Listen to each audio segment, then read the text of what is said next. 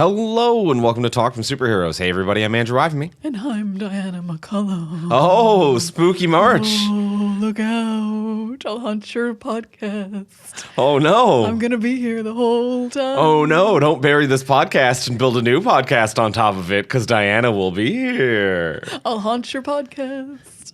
Under, I could. Under very specific conditions. Yeah. I mean, you'd have to... would you have to piss me off? Were the ghosts mad? I might be a nice haunting. I'm going to throw in a little joke every now and then if you build your podcast on top of my podcast. It might be interesting. nice. You're trying to take the shine. I mean, it'll be called The Shining. And it will be a second remake, Poltergeist meets Shining. And I really just still want to be like a little bit loved and like I need attention. You just need that little hit of attention in the I just need that little hit of attention. So you're not even that mad, really. Not that mad. More jealous. More jealous? I mean, ghosts are jealous, but I'm also just going to take this opportunity to be on a podcast again. Sure. We're podcasters. We'll guest on any other podcasts. Jealous is the type of emotion that would bind someone to the astral plane. I'm a little worried now. Yeah, that is an emotion that would keep you here. You got to kind of let that go, I think, to go to the other side. All right, so therapy before I die? Yeah. Okay. Therapy, drop the jealousy, then we can just go. we can just go. Excellent. Yeah. Ghost therapist. Yeah, I love podcasting. I don't want to be doing it as a ghost. I want to be doing cool ghost shit. You know? What's a cool ghost shit? Floating in the sky. I don't know. Let's just being around. But see, I think floating is just walking to them. But I think not every ghost has a podcast.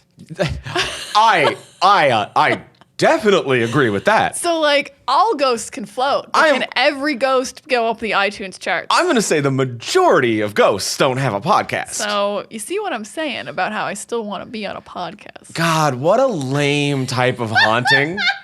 That would be like a parody of like a poltergeist of like just like a couple who podcasts died in this house and now they're doing their own podcast. You know what? Patent pending. I'm writing this. Actually, I was picturing you're still alive and I'm ghost. Interesting. Okay. Either way, ghost podcast. Ghost podcast. As a satirical thing, that's not nothing. It's not nothing. That's not. I'm putting that in the note folder that I have on my phone titled "Story Ideas." That's not nothing. It's not nothing, and you heard it here first, and don't steal it. Don't steal it. Well, that's why I said patent pending. Patent pending. TM. Yeah, TM. That's how that works. But today on the podcast, we are talking about 1982's Poltergeist. That's why we're having spooks and scares. That's why we're talking about ghosts.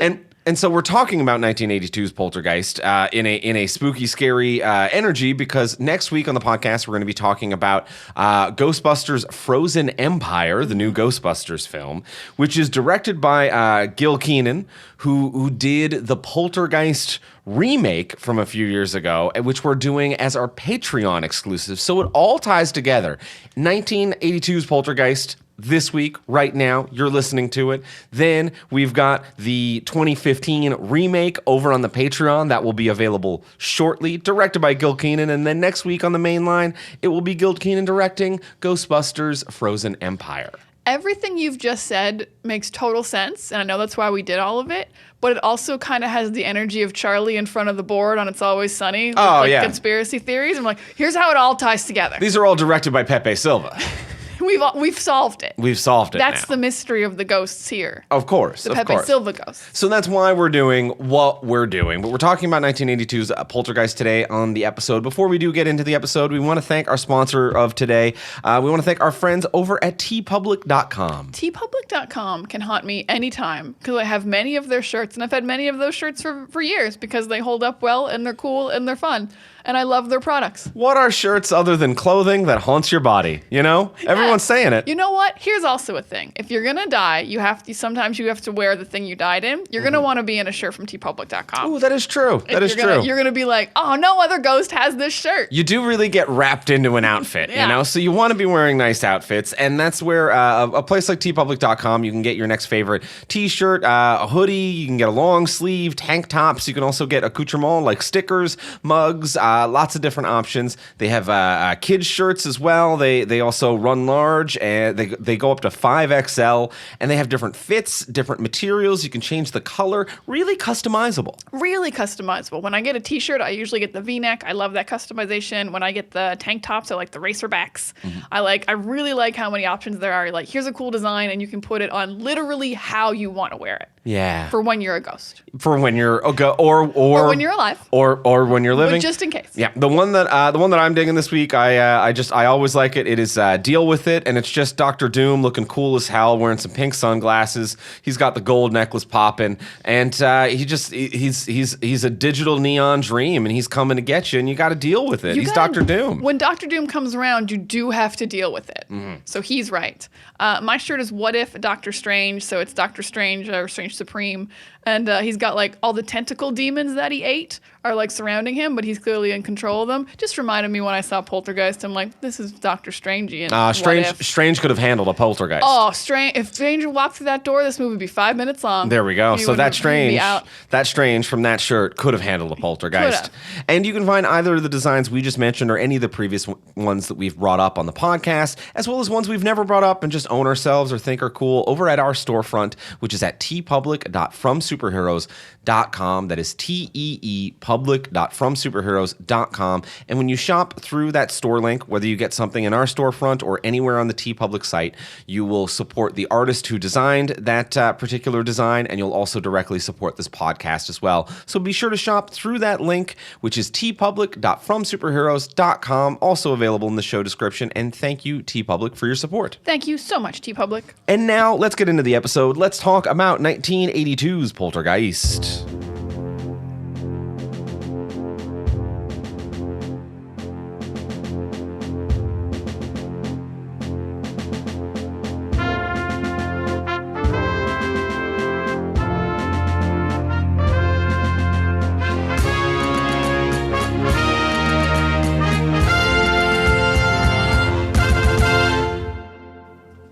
All right, we have seen Poltergeist. We've seen it. We've seen it. Let's start with the usual question. Diana, did you like it? I really liked it. I've seen this once before, and when I was a kid. But it's been a long time, and it was better than I remembered. Yeah, it like for a 2-hour movie, it really moves at a clip. For a 2-hour movie where honestly not much happens when you really think about it, when you encapsulate it all. But it's just like the effects are like so good, especially for the time. They're so scary. They're so well done. It's like such a well-prepared movie. It's a movie where you're like, oh, they did a lot of prep work before. Obviously, they knew how they were going to do it.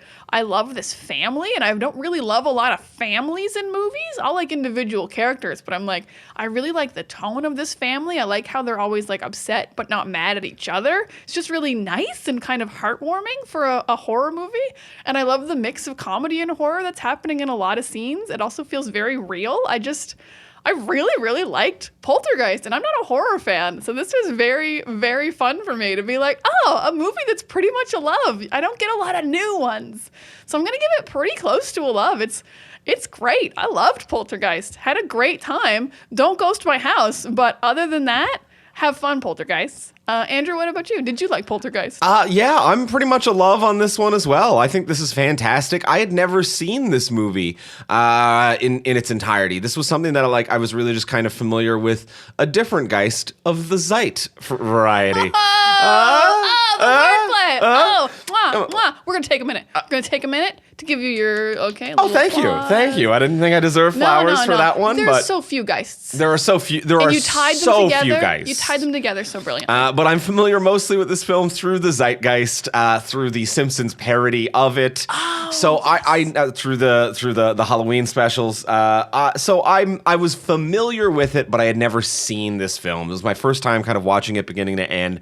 And yeah, just a phenomenal time, quiet, confident. It just has a vibe and a tone that really works, and like an energy that keeps going throughout it. And I agree, like a family that feels real and are reacting to everything in a very realistic, but also like, we're in a completely fantastical type of scenario, but everyone's reacting in a very real way, and I'm rooting for all of them, and I understand all of them. I like these characters. I like this setting, and it's a clean, simple premise that isn't over-explained, but they're all engaged in it. Just the simple of like, a house is haunted. It took our kid. We want the kid back. That's why we're not running away just yet. Oh my God. A reason not to run away is so necessary in a haunted house movie, and this is the best it's ever been done.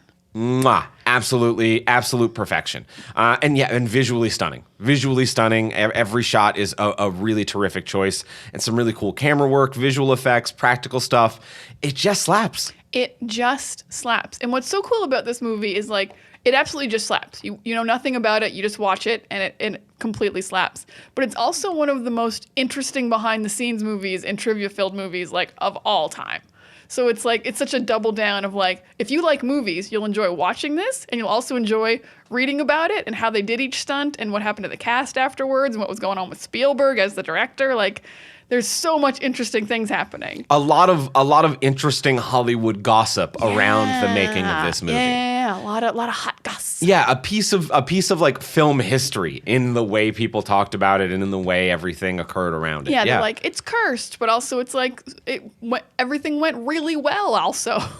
yeah, it's a great movie that was cursed, question mark if you believe in real curses, that type of thing. But yeah, lots of interesting conversations around it, and then also just like lots of great behind the scenes of like how things were made here. Some very interesting shots that were uncommon at the time and required a lot of like creative solutions to film them. Like the hallway dolly shot, which is the one where like the hallway feels like it's getting longer and shorter. And incredible. It's a classic shot, but it's done very well here in one of the earlier kind of renditions of it. The house collapsing in on itself. Even simple things like the pyramid of chairs, showing up as the camera moves away in this one shot, and be like, wow, that's clearly just like stagehands moving things in, but done at such a lightning fast speed, it's actually upsetting that it's just a simple visual effect. So lots of cool stuff there. Yeah, the lightning fast speed, but also you're like, logistically, like you must have had the chairs stacked, maybe even glued together when you moved them, but like also there's no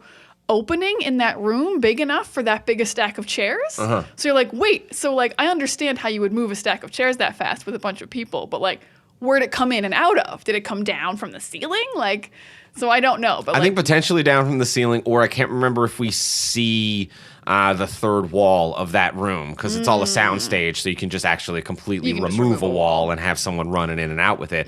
But even then, like I was looking it up, it's like that's 7 seconds flat. 7 seconds. I mean, and you can have as many takes as you want, but it's still to do that in 7 seconds flat of like, and for those of you who haven't rewatched it recently, it's basically just a scene where like the furniture is moving itself. And it is the mother of the family. This character, Diane, is in the kitchen. The chairs have been moved out. She moves them back in around this kitchen table. She bends down in a cabinet to pick up something, takes it out of the cabinet, looks up, and this is all one solid take. And now the chairs are in a pyramid on top of the kitchen table. And it's just 7 seconds that the chairs aren't in camera.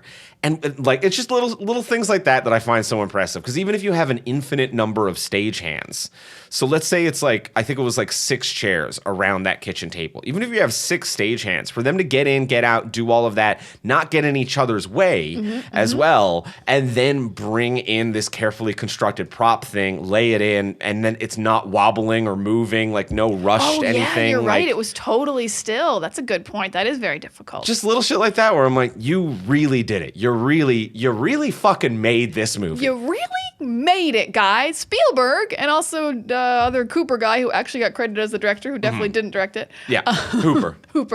Yeah. You really dong did it. Yeah. Yeah, because all the practical effects, even like the special effects for 1982. Holy shit. Yes. Oh, yes, of course. Yeah, even the ghosts, the like ethereal looks, like the things the just floating in the room when like the really fucked up room. The Jamiroquai spinny room? The Jamiroquai swimming room. The Jamiroquai spinny room. Where you've got the Hulk on a horse, and all I can think is like the little Hulk action figure was riding a horse. Because like the first thing was like a record player and a lamp and regular stuff, and then it's like the Hulk figurine on a horse, and literally all I could think about was 1982. I'm like, someone probably animated that for like 5 months.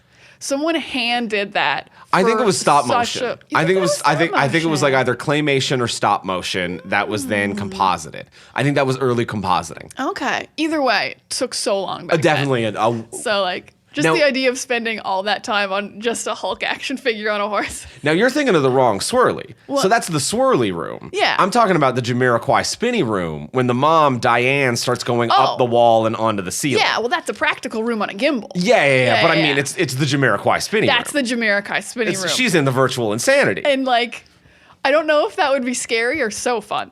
Both? Yeah. It could be both. Yeah. Yeah, because she's really getting spun.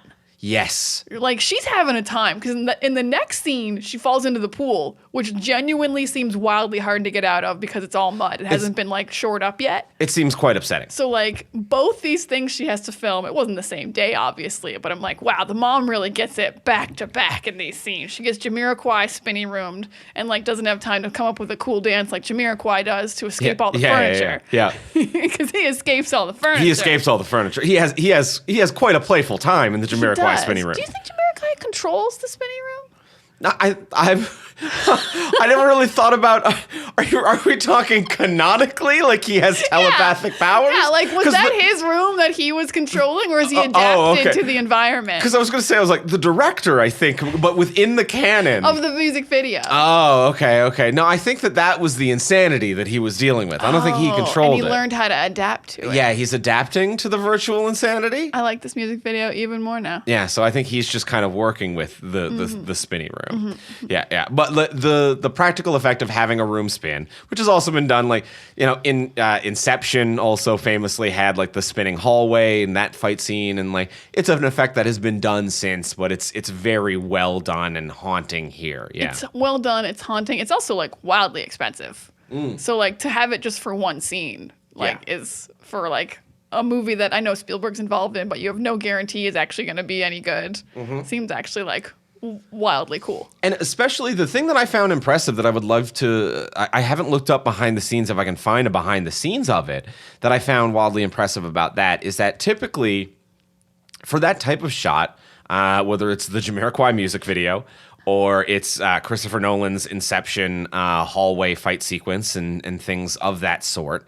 So it's a room that's built on this big like hydraulic tube so that the room rotates. And then the camera is kind of attached to what the floor is. So the camera spins with it so that the orientation seems like it's always the same. And the actors are moving up the wall and the ceiling from that perspective. And normally that means that the camera is on a tripod locked off. So the camera doesn't move or follow the action.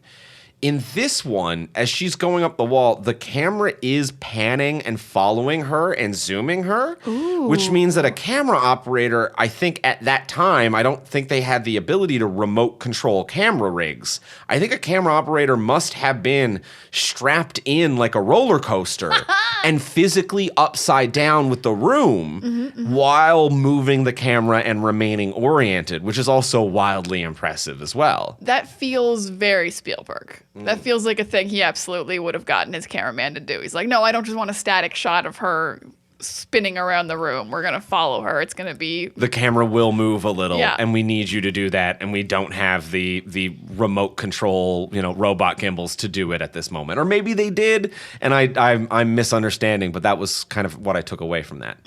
Yeah, interesting. Yeah, every practical effect in this is like the tree that grabs the kid. Like there are Holy shit, when that kid gets eaten by the tree, that kid's had a day. That kid's had a day, and also like that just comes... It comes in so hot.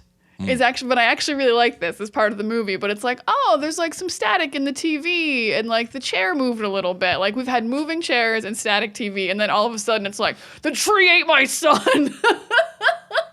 It ramps. It goes from like 1.5 to 50 so fast. Yeah, that tree really eats his son. He really does. I mean, I guess maybe like the evil entities want kids because like they really go after the son and the daughter over and over again. Yeah. But they seem to really want to kill the son and just kidnap the daughter. They're like, we're going to choke him. We're going to have a tree eat him.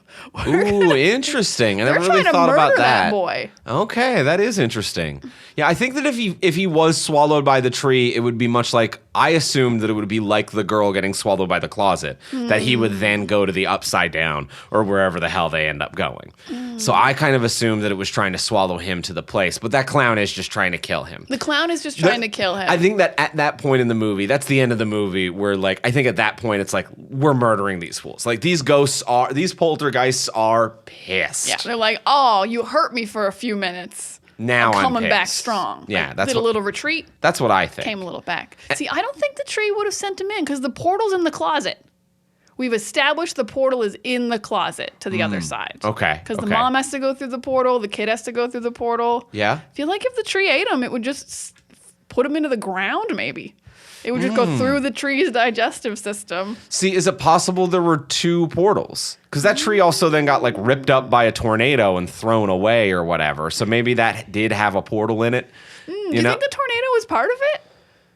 That is a tough one. Yeah, like just like a secondary tornado, like unrelated to poltergeists. See, that is a real tough one. I don't know, because I think that there might be. I think that the weather phenomenon are affecting the poltergeist. It's raining a lot. It's raining a lot, and I think that the wet earth is causing the caskets to come up. So I think it is a combination of factors of the premise of this movie being that this was a graveyard where they only moved the tombstones and they didn't move the bodies disrespectfully, and then they built a house on top of it. And it has not been haunted up until this point. For 6 years, it has not been haunted until he goes to dig a pool in the backyard. And it is the disturbing of buried bodies that I think brings about the poltergeist. And I think that that's what the movie is trying to say as well. But I do think it's also that weather pattern I think was natural. And I think it is the soggy earth that is actually causing these caskets to then float up. Because they didn't dig so deep that they knocked over caskets. There were no visible caskets.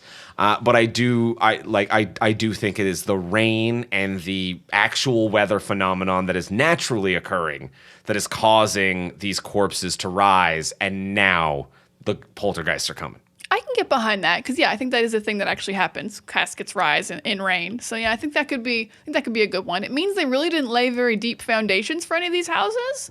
Like no basements, I guess. No basements, yeah. I guess we never go to the basement of this house, so I guess they just laid like a top foundation. Well, I think that that is common. I think is that how houses are built? I think that this movie is set. I'm pretty sure like the settlement or whatever is a made up township, but it seems like it's going for California, and typically California houses don't have basements. They are on a ground level foundation. Basements are everyone we knew in Canada grew up with basements, but it's not a very California thing. I think it has to do with earthquakes and due to building safety around that. I'll accept that. Okay, I think there is a reason. That makes the pool make so much sense. And also, just from a writing perspective, we've been so on the stunt, but from a writing perspective, I love this early parallel kind of warning because the bird dies of I assume natural causes. It's a bird, although we have had already a poltergeist in the TV. The bird dies and they bury it in the yard, and it's like.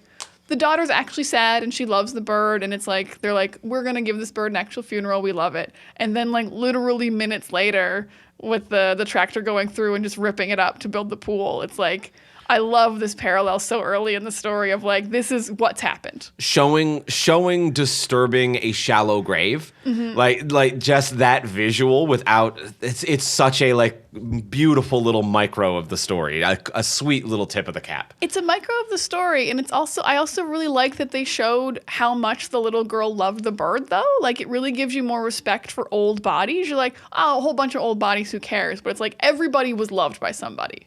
Sure. Nobody's bodies, I think, should be ripped up out of the ground. I think, yeah. Well, You're not coming in with your hot opinions. Another controversial hot opinion from Diana. I'm coming in hot, and nobody's on the other side of this one, except the developer. Yeah. No one is pro. What is the word that I'm looking? Disgracing a corpse, or what is the word that I'm looking for? Desecrate? There? Desecrate. Yeah. There's not a lot of pro corpse desecration crowds out there. Well, then hear me out. Then maybe the developer isn't even the bad guy. He was I wasn't going to dig up people's graves. He's the bad guy. I'm going to let them be. He's the bad guy. No, I've talked myself around. You're talking yourself back. Now you're pro corpse desecration. I'm pro leave them where they are. Where they are no matter what. Where they are no matter what. But are you pro build on top of that? I mean, hear me out. Okay, I'm listening. The ghosts, I think, are there no matter what. Whether you build a house or not, there's a ghost. Sure. So if there is a house, the ghost at least gets to watch TV, hang out with you, play baseball when you throw a ball into the portal. You're imagining more of a CBS Ghosts type scenario than anything, huh? If there's no house. You're just fucking bored. Yeah. Okay. So yeah, I guess I am picturing. You're pitching more of a Ghost from CBS. It's exactly type the of show Ghost. It's just the show, the television, a or the BBC television Either series. one Ghost. of the shows called Ghosts. One of the shows called Ghosts. A lot of things with ghosts in them. A lot of things called Ghosts.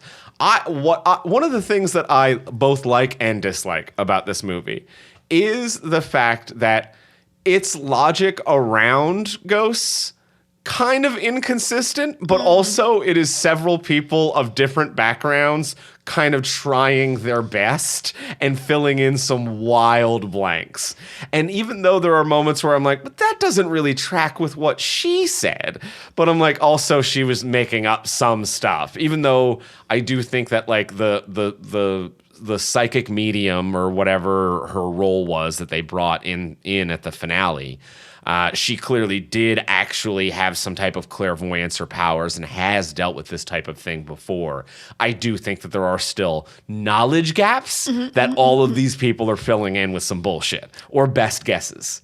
I completely agree. Yeah, like the movie makes it very clear that the ghost hunters have only ever seen minor phenomenon, so they're like completely out of their depth, but they're trying their best.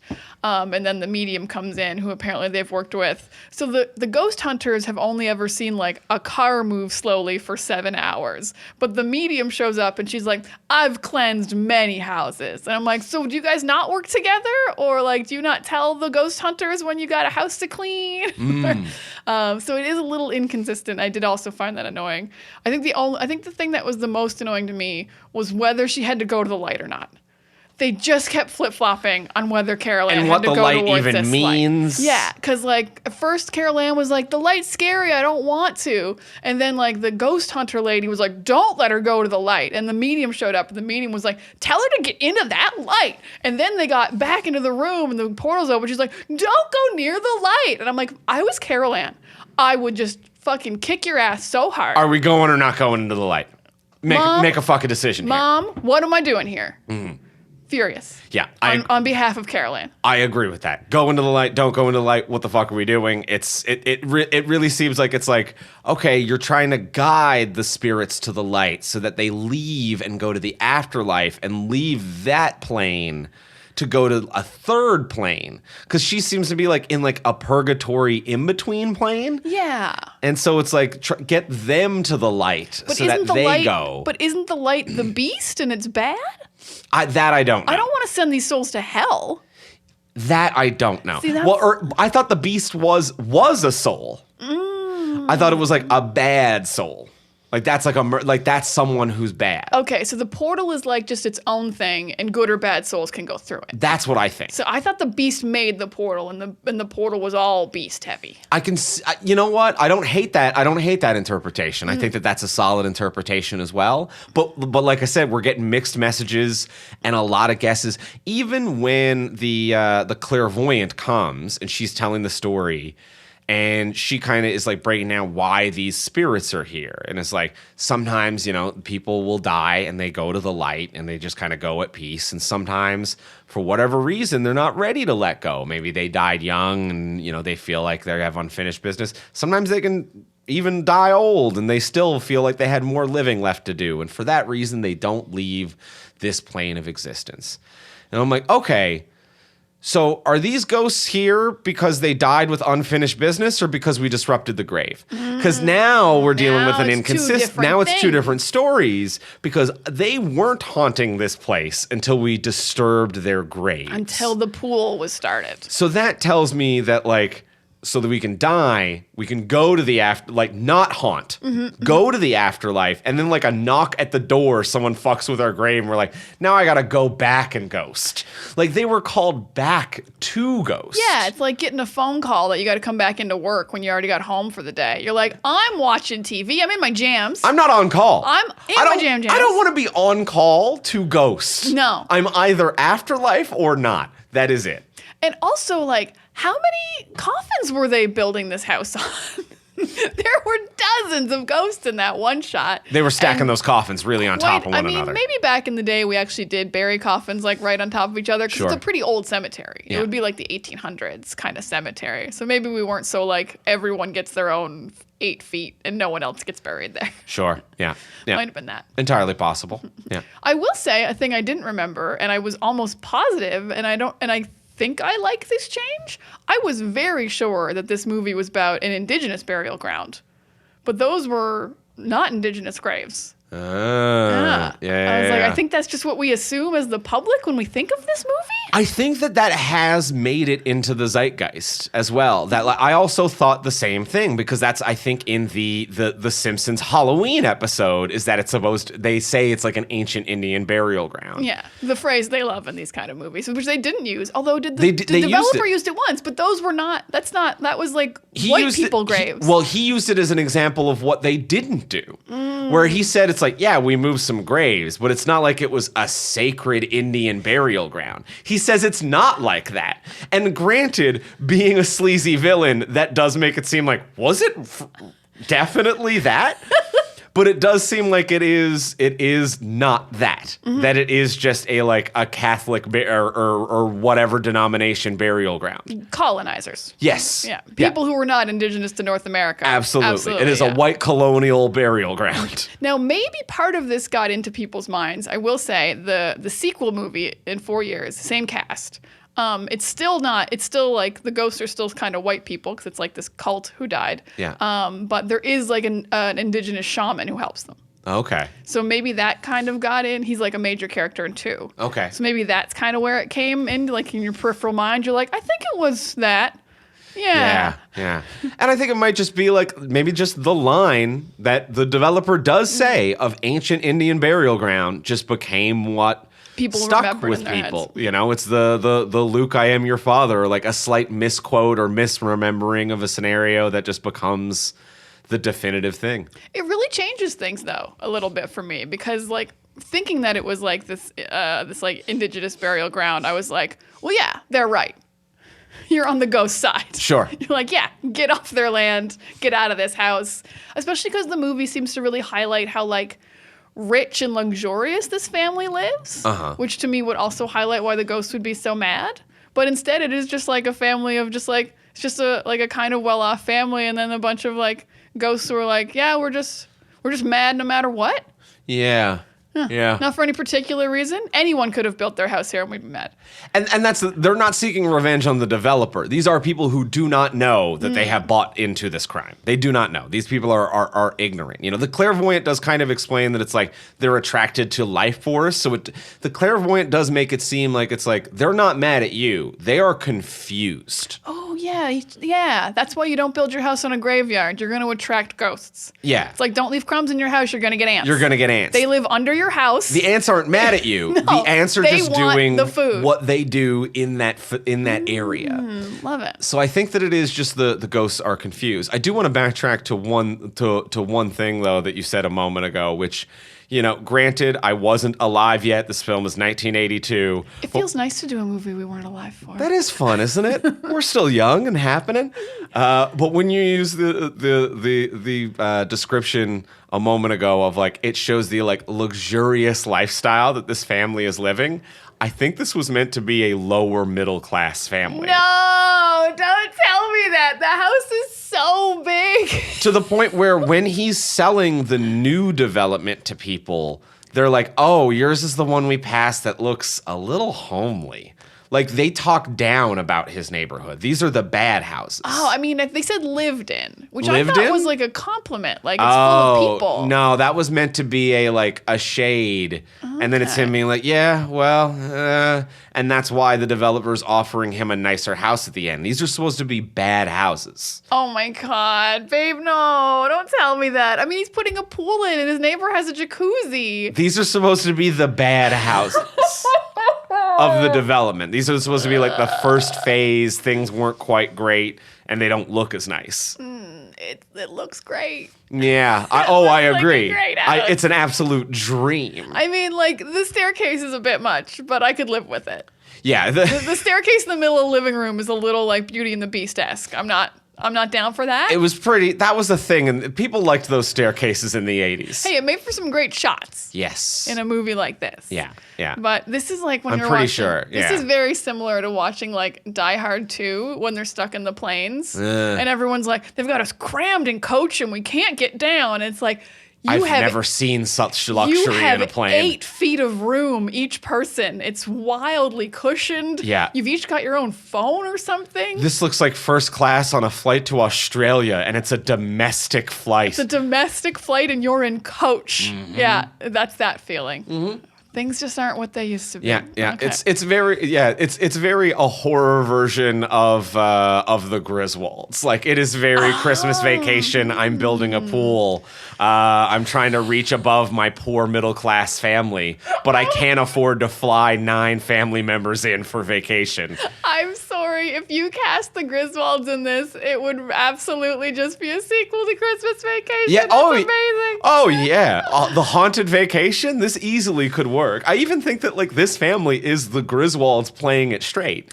Like it is the same. It is the same kind of like parental unit, 3 kids, same kind of age and demographic breakdown as well. Yeah. The stay-at-home mom who's like super cool and like a little bit more of a frenetic dad, but not too frenetic. Just like, yeah, you got me there. Yeah. So this is just very Griswolds-esque. I mean, on that note, I also really do like, we said this movie's very grounded and like the horror is very good, but I do also like the mix of comedy that is happening, but never elevates it to a comedy, but like a couple scenes that just lighten it. Like when the boss comes to like check on him because he thinks he's got the flu and like the piano just moves in the background. He's like, don't look at that. And also just like the reaction of the ghost hunters when they realize how haunted this house is when they walk in that room. That's a great cut when one of the ghost hunters is describing to be like, I filmed a toy train for 7 hours and it managed to move a whole foot across the room. You have to speed up the footage to notice it. The naked eye could never see it. And that's one of the and then opening the door and this room has gone bananas. This room is currently haunted. It is a tornado inside a room. Mm-hmm. Yeah. Yeah. It's a really great shot. So and that's like very funny. It also even pays off when they do it again, when the medium has been like, so like, I know everything. We're going to be just fine. We're going to get your daughter back. And then the medium even opens the door and sees the room for the first time. It's like, oh shit. You can see the oh shit on her face. Uh-huh. Yep. I do love this runner of nobody's ready for what's happening in that room. Yeah. Yeah, so that's very good, and even just like like day-to-day comedy, like I think that before the haunting even happens, just the relationship that the husband and wife have is really sold as like they're charming, they're loving, they care about their kids, just like these little like, hey, I'm gonna go calm down my son about the thunder and lightning and teach him how to count down to see whether it's coming or going. It worked, and then hard cutting to all of them still in the bed with the parents because clearly it didn't work that well or that long. That's funny and cute and just kind of shows the love that this family has. Yeah. No, they do a really great job. I have a question that I sincerely don't know the answer for. I was very surprised that there was a scene, and like I like this scene between the husband and wife. It shows how much they like each other. They like just hanging out together. It's when they're smoking weed in their bedroom. And I was so surprised by this scene. I don't know a lot of scenes in movies in the 80s especially where characters are smoking weed that aren't just like potheads. Yeah. It's very like today.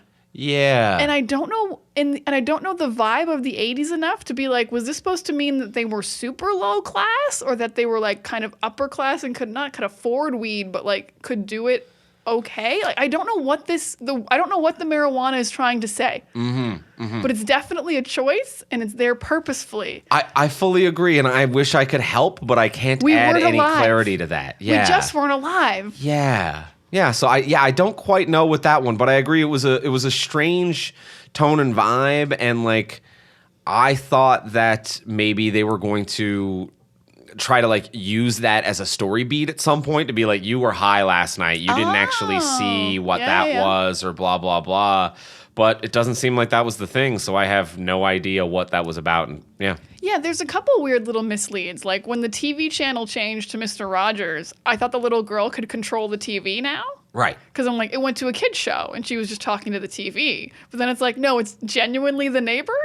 Yeah. So what was any of this for? Yeah, and what movie is it where like a kid can control the TV? Is that Drew Barrymore in Firestarter? Oh, I was going to say X2. Yeah, that was the thing. But like, there was a horror movie where that was a thing, but it might have been five. I can't quite remember. But that is also a trope that I think I had mixed up in my head as well. So yeah, the TV changed. I was like, oh, the little girl did it. And then the weed thing, you're right. That's such a good, like, you hallucinated some ghosts. Yeah, yeah. Yeah, the weed thing while reading a book about Reagan. And I'm like, okay, I don't really... You're saying something, but I wasn't alive enough. I'm a step removed to not know what's being said right now. I don't know the context enough for the messages you seem to be mixing, because I don't think weed and Reagan go together. Yeah. I just don't think that's true. And is that contrast, is that contrast meant to be the joke? But I just don't know. No. It does make me want for a simpler time, simpler problems. All right. Like talking about how is this supposed to be a nice house or a bad house? At one point when the developer offers Craig T. Nelson to be like, you can have this house up here on the hill. And he's like, you can't just build houses on hills. Then everyone would have to look at your house and it ruins the view. And I'm like, that's a concern? Literally, that that's a concern. You don't want to have the house everyone has to look at. But even it's too ostentatious to put a house on a slight elevation over other houses, and I'm like, there's a high rise everywhere all the fucking time. Like, I haven't seen the sun in years. What? What, a hill? One house on a hill? That was the bridge too far at the time? For Craig T. Nelson, a man who sells houses. To be like, you can't... Not a man who does any other job and is like, oh, but I don't need a house hill. He's like, no, your job is to make as many houses in this area, and eventually you're going to have to hit the hill. He's like, I can't put one on a hill. That would be higher than the other ones. And therefore have an air of importance about it. That would suck. Yeah, it would suck. Yeah, it would, wouldn't it? And I'm gonna say he's probably only like 5 years away from retirement as well. Oh, for sure. The 80s. Mm-hmm. Yeah, he's like 35, I think is what he says he is. And yeah, he's close to retirement. Yeah. Yeah, and as well the portrayal of the broker, the main real estate guy, the developer. Oh yeah, okay. The portrayal of the developer as a guy who is so cheap and slimy that he moved the tombstones and not the bodies to save a bit of money, and then built houses on top of a graveyard. That is how slimy and cheap he is. But still pays his employees very well, cares about the people who work for him. They're not replaceable. They are not replaceable. They're sincerely a family. He's going to give his employee a new, better home. He's buying the homes for his employees. He won't let you quit. He will give you 3 weeks of paid sick leave if you're feeling sick, and won't let you leave because they love their employees. He will show up at your house and do a wellness check, not to threaten to fire you, but to give you more money in a bigger house. And this is the portrayal of a sleazy boss in 1982. Yeah. Not the sleaziest boss I've ever seen. No, I've seen sleazier bosses. Sleazier. Now, I've had sleazier bosses. They do sell me on it with the fact that Craig T. Nelson has single-handedly sold 49% of the homes in the development. That's bananas. So he even says you've made us $70 million. Yeah. So I kind of also get it. I feel like even a sleazy man has to be like, we can't let Craig T. Nelson go. Right. I understand that, but these are also commission positions. He should have millions of dollars. Yes, yeah, he should. And also it's like all of his other coworkers should be like, now's our time to shine. Like, it is that level of, yeah. Ghost his house. You should get a pool, man. You should dig up those ghosts. The other real estate agents are just tossing corpses on the lawn, just trying to really haunt this guy out of here. His house was not haunted. His daughter was kidnapped by other real estate agents. They made a weird tree thing. They filled his pool with skeletons. All of this was just pranks. Is going to be the reveal in Poltergeist 3. Love it. I think I'd buy it. I could buy into pranks. You did bring up now another character that I do want to talk about. This is going to be a negative for me. is the teenage daughter. She didn't need to be here. Uh-huh. Yeah, it's really about the two younger kids. Yeah. And also, just like in terms of just like the few negatives, also the scene where the construction workers catcall her is wildly upsetting. Catcall her in her own home. In her home. In front of her mother. Her mother, who is their employer. Yeah. Who is employing them. And like wildly catcall her. All three of them. Yeah. These grown men. Oh, I love to watch that shake. I love you. Move it slower. And it cuts to the mom laughing like, huh, construction boys. You're 16. That's your 16-year-old daughter. 16, canonically 16-year-old. She is in your home and you employ these men. Yeah, and also they just walk into your home whenever they feel like it. They're eating your food and shit. They're eating your food. They're here all the time, unsupervised, and you're like, cool. And also just a character who's never existed because like she gives them the finger, and I'm like, no 16-year-old girl ever. You lower your face, you walk away, you feel wildly uncomfortable about it. Yeah. That's not how any woman has ever reacted to three adult men catcalling her. Well, except for the fact that she reacts that way, and I believe that they are trying to tell this really weird side story that she is sexually promiscuous, perhaps with adults, and might be doing sexual favors for money. Oh, for money is what you think. Well, like she's familiar with the out-of-town motels and like all like the guys, and they're like she just doesn't come home sometimes at night, and this is kind of before the haunting. And I really don't know what they're trying to say. At minimum, she is sexually promiscuous, and at most that she's going to out-of-town motels with strangers. Okay, I took it as definitely sexually promiscuous, but I thought she was having sex with boys her own age because some clues. A few times she was going to like Lisa's, and I'm like, I believe she actually has a friend named Lisa. Her house is haunted. She doesn't want to fuck that night. Yeah. She's going to Lisa's. Sure. The night she doesn't come home or comes home like at the very last minute when the house gets sucked in. Before she goes, the parents are like, you're going to Brian's. So they know she's going to a boy's house named Brian. Yeah. So I assume her and Brian just got a hotel sometimes. Because like if Brian also lives with his parents, you need Fair. somewhere to fuck. Yeah, fair.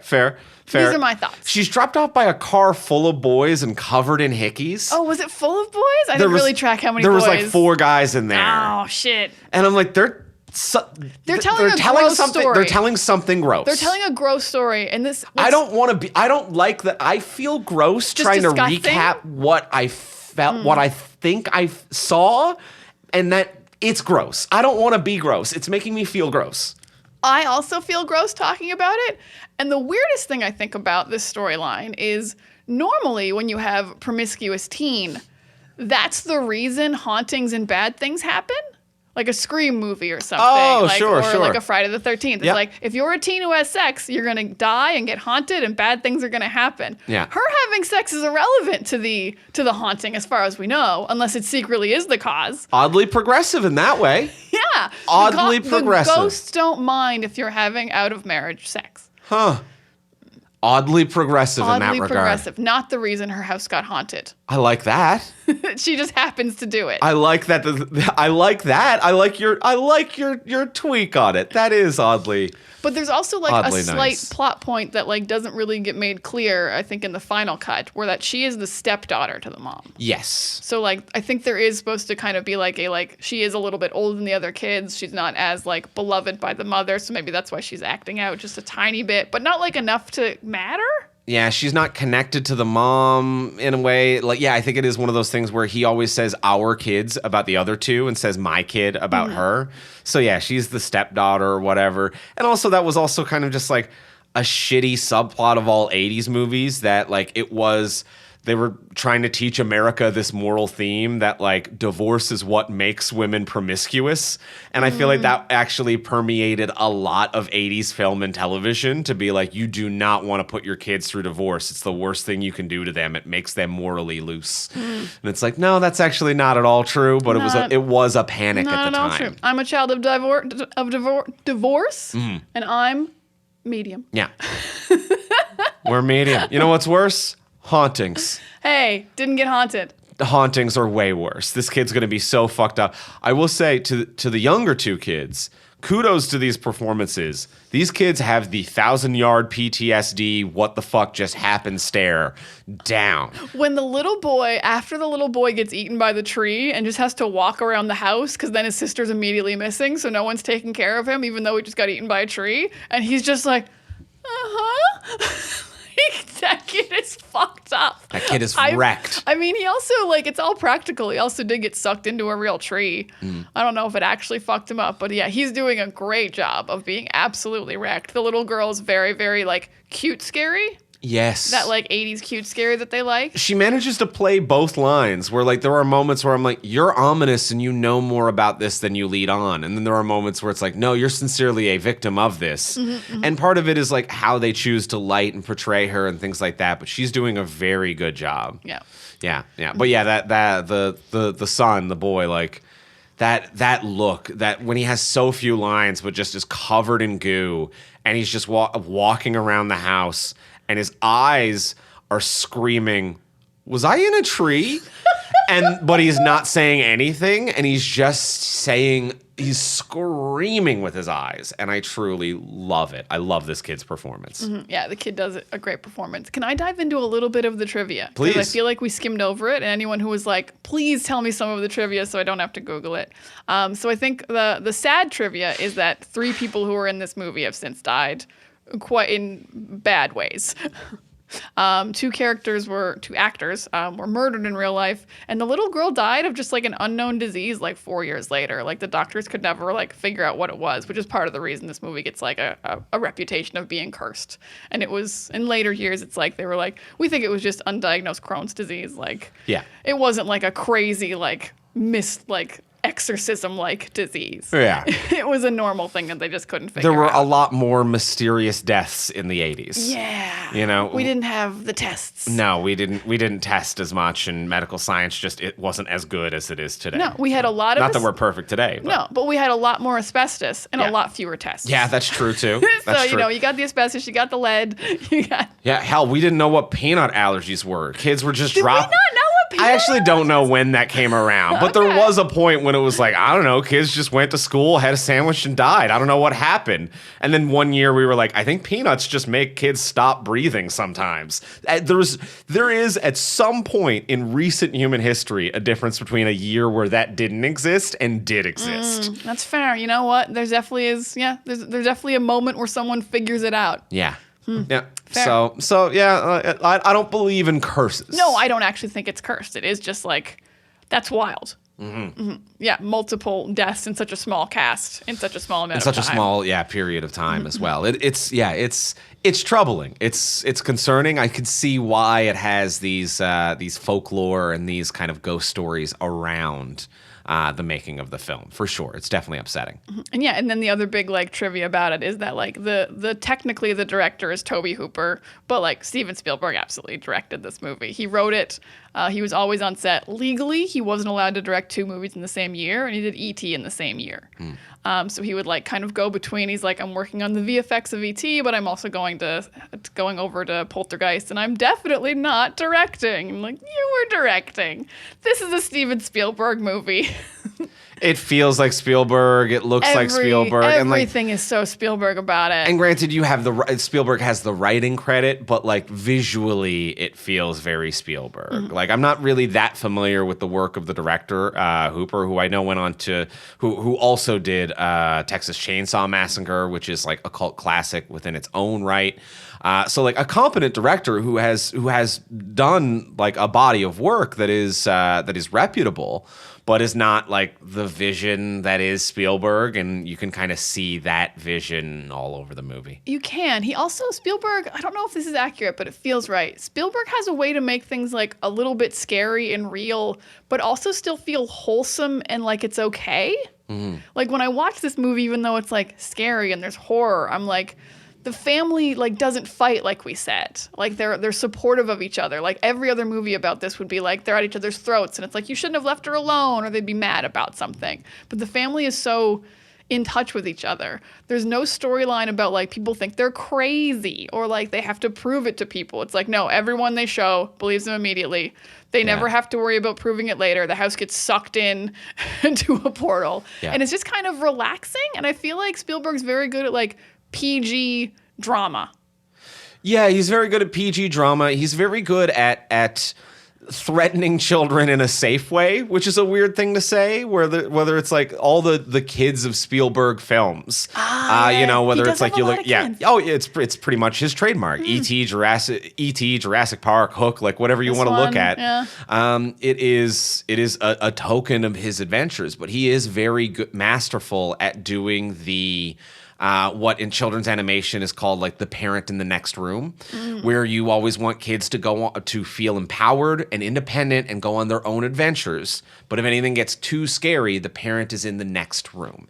And that's not always literal. Sometimes it is, you know, a metaphor, but it's always we are on an adventure and a parent is in the next room. And that adventure can be horror. It can be your interstellar best friend. It can be a dinosaur coming after you.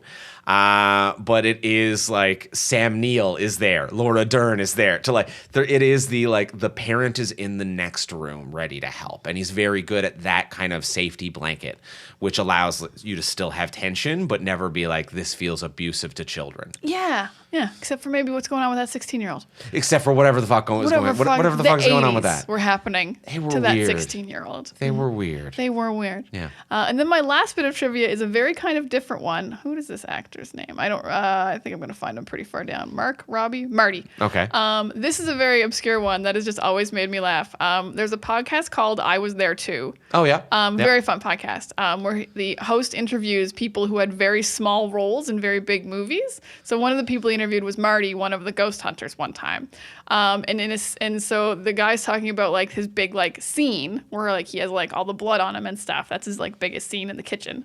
So the meat the and big the blood. like I look in the mirror and I'm covered in prosthetics and the thing that he couldn't stop talking about, and the only thing that the production cared about, was they were like, we only have 3 takes of this. Do not fuck it up. We will only have 3 takes because we only have 3 of that shirt you're wearing. Okay.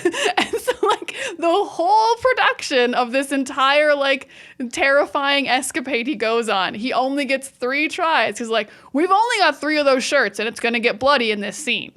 So you cannot have more than 3 takes. And it's not 3 plaster heads. No, it's the shirt. It's shirt. And a very normal shirt. It is a wildly simple button-up. It's a white cream color. It's a slightly off-white, like popular 80s cream color button-up shirt. But when blood gets on it, you will see it because it is cream colored. For sure. So like you're only going to get 3 shots. And like he was like, they would not stop reminding me. I could not have more than 3 takes. And he's just like, that's what haunts him about this movie. Not the effects, not the scary stuff, the 3 shirts. And it's just such a fun insight into like how movies actually get made. Yeah. To be like, at some point, it's like, I get it. At some point, someone with a financial spreadsheet has to like go out and be like, how many shirts do we need for this scene? Yes, we could afford 9, but I'm not buying 9 shirts. You're gonna get 3 tries. Yeah, because I look like an idiot if I went and buy 12 T-shirts of the same shirt for a scene and we don't like, it's just always those little justifications that end up kind of like being weird down the line. Like meaning that you only get 3 takes for this huge prosthetic wild effect you're doing. Yeah. So that's always stuck with me as like one of my favorite bits on I Was There Too. That's cool. Mm-hmm. That's very cool. Those are my top Poltergeist trivia. But for a movie I've only ever seen once, like I already knew most of this trivia. It always just like comes up on like if you're just looking up fun movie trivia on like any topic, like they'll be like Poltergeist has something for you. Poltergeist has always got a little something Stunts, to give. Writing, directing, whatever you're looking for. T-shirts. Weird cursed. 3 shirts. Weird curses, real skeletons, maybe. Real skeletons, maybe. Did not learn anything from their own script. No. We're going to put real skeletons in the pool? Real skeletons. In the movie about how we built a house over real skeletons? A movie whose primary theme is don't desecrate corpses. And we're going to use real skeletons? Allegedly. There's still debate around that as to whether or not that's actually a thing. But if that was a thing, it's like, come on. Yeah, that is real. You cursed. Congratulations. You cursed yourself. Yeah, that's where I'm at on that one. Well, I'm feeling pretty good on Poltergeist. How you feeling? I'm feeling great. I'll watch it again. Yeah. Not like right now, but like later. Like Halloween. In an October I would scenario. watch it. Yeah, I'm gonna watch this again around Halloween. I'll be there. It's a date. Let's I'll ghost your house. put it in the calendar. Let's ghost our house. Well, let's go in for the close. Let's ask the final question of what would you change? So now that we've discussed everything we've discussed, what would you change about this if you could change anything? Before we do ask the final question, we will remind you, as we do every week, our wonderful listeners, we will remind you to please take a moment to rate, review, and subscribe on Apple Podcasts, Spotify, Podcast Addict, or wherever you get your podcasts. You know how you can haunt our podcast? If you leave a review, it'll be there forever. It'll live in our walls. Ooh. And we'll be like, we like that one. 5 stars. Ooh, we think they're hip and happening. Woo. And that would be lovely. That would be just lovely. You'd be our favorite ghosts. It's a free way to support the podcast. Please do that if you have a moment. And as well, if you want to support the podcast monetarily, you can do that over on our Patreon page, which is a monthly subscription service. You can subscribe at whatever level is in your budget, and you'll get cool bonuses for doing so. Even at the $1 level, you'll get our webcomic early, and you'll also get our gratitude because those $1 add up and help us make this our full-time job and keep the network running. You get that at $1. At $3 a month, you get these episodes early and ad-free as well, which is awesome, especially when we cover new releases, because then you can decide if you want to go to the movie theater that weekend. Yeah, next week we're covering the new Ghostbusters, so if you're in the $3 Patreon, you'll find out before the weekend whether you should go see it. And that helps. And as well, then, at the $10 level, you will get a bonus episode of this podcast every single month that is exclusive to our patrons. This month, we are going to be covering the 2015 remake of Poltergeist. Good luck, 2015 remake. Good luck. We loved 1982 Poltergeist. So we'll be talking about that pretty soon on the Patreon, so you'll want to be signed up for that. And as well, if you do sign up at the $10 level, you get all the other bonuses, and you get immediate access to the back catalog of all of our previous Patreon exclusive episodes, of which there are hundreds. Possibly. I'm going to say at least 100, but that's just kind of me ballparking it. But they're up there right now. Head on over, see what's in your budget, and sign up if you can over at patreon.com/fromsuperheroes. That is patreon.com/fromsuperheroes. And now, let's go in for the close. Let's ask the final question of what would you change? Diana, what would you change? Not very much. It's a very, very good movie. I really, really like it. Mostly I'm just going to clean up the middle section, basically when the medium psychic shows up. I want some... I know we've discussed that they don't have the answers, which is why there's some flip-flopping, but I just need to know if the light's bad or not. This was so frustrating to me. Is the light bad or is the light good? Do we head towards the light or do we not? I'm so mad on behalf of this little child who's trapped and scared and getting conflicting information. I'm also really going to shorten up the psychic's huge monologue that she had that was just too much information and also just unclear. She's like, the ghosts are here because they're jealous and they're unsettled, but she doesn't mention that they're buried below, and you think they would have told her that. She seems to be having full conversations. She seems to genuinely be good at her job. Oh yes, she does. She's pegged the whole situation. She figured out this rope into the portal thing, which was also really, really cool. Loved rope into the portal. A lot of cool stuff happening. But yeah, she was still just but why are they're not mad, but you're gonna send them out, but there's a beast, but which one's the beast? Is there one particular coffin that's the beast? It was just a little unclear. So I think she could just have a shorter one and be like, there sure are ghosts. Let's go get your daughter. I don't need all this flippity floppity purgatory, good ghosts, bad ghosts, all this jazz. I just need a demon ghost that we're trying to just cleanse. So those are my very small changes. This movie's very, very good. It doesn't need much. Andrew, what would you change? I love your change. I think that's great. Yeah, I think that section can be tightened up and maybe made a little clearer, or even just a little clearer in the fact that it's not clear. You could even have the initial psychics or the initial parapsychologists, and then the clairvoyant kind of arguing about what the light is, to be she should go into it. No, she should. Who and then who does the mother listen to in that scenario? So it could be clear that there is debate even within their field. So I agree that there's a lot of changes that they could have made there. Mm-hmm. For me, I actually would have liked a little bit of comeuppance for the developer. Would be my change, is that the clairvoyant kind of talks about well, we need to cleanse this area and we need to cleanse this, as if this is their problem. And it's not their problem, it's their land. And it is very much a like, they are not the problem. They are not here fucking up your home. Your home is here fucking up their place. So I might even like the clairvoyant being like, they want something. They're not here aimlessly. They're not lost. Like, you've got to get out of this house and get out of this neighborhood. And like, just to be like, we've got to rescue your kid. Yes. We got to rescue your kid. And then you've got to fucking go. And I would kind of like when the developer comes by at the end to maybe get trapped in the implosion house or something like that, because I want him to reconcile what he has done. And I would like for the ghosts who are stuck on this plane seeking revenge to get the revenge that they are seeking, which could then allow them to leave and ascend to whatever a proper afterlife may look like to you, according to your beliefs. I like this change a lot. Yeah, there is no comeuppance for the developer, especially because the ghosts literally suck away the evidence. Yeah. So like, it's not like take Craig T. You Nelson. can't take that to court. No, Craig T. Nelson can't like show up with inspectors and be like, the corpses, they're all gone. They all got sucked into the hole. Yeah. So the ghosts kind of did the developer a big favor. Huge favor. But if he had been sucked into the house, no, that would be great. Comeuppance. Because also, no one dies in this movie. It's wild. Just a bird. Just a bird. But bird. if the developer died, that really would be Yeah, that wouldn't be bad. Yeah. And then Craig T. Nelson could run the whole business and then not build houses on graves. Not build houses on graves. Or hills, apparently. Or he hills. won't build a house on a hill. What?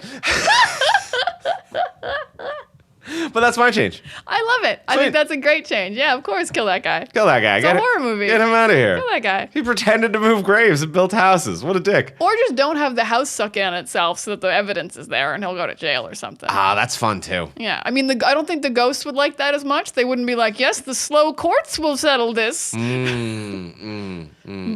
it would be something. It would be something. Hey, if there's ghosts here, there's ghosts in jail that could haunt that dude forever as well, I think. Ghosts everywhere.